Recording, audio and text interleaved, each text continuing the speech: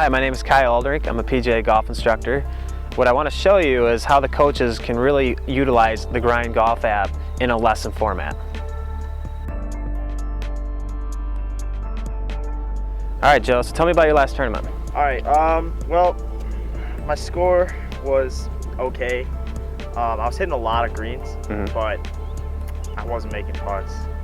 Putting was really bad. I think I had 36 putts. Okay. Hit around 12 to 13 greens. So I really feel like my putting really killed me. Okay.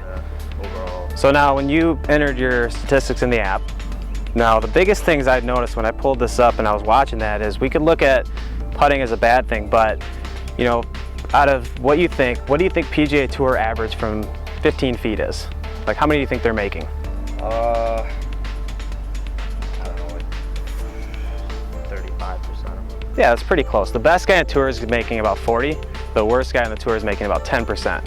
Okay, so we got to look at our odds.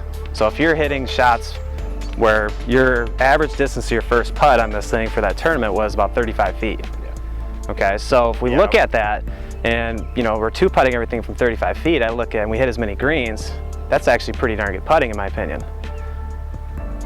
You see what I'm saying? I was lagging a lot. So the other thing is the two putts we had when we did miss the green, you know, we could look at that like you didn't make the putt, but I'm looking at again the average distance to the first putt when you didn't hit the green was about 10 feet.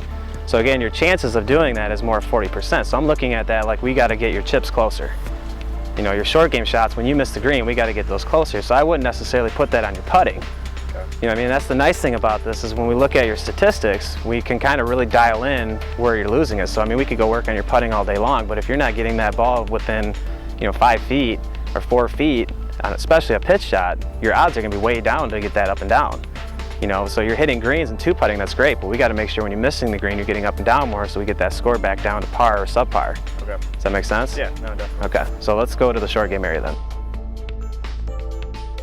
What you saw was a great example of how you, the coach, can use the grind in a lesson format. The great thing about this is you're pulling up all these statistics and information right on the spot as your student's walking up to the tee box.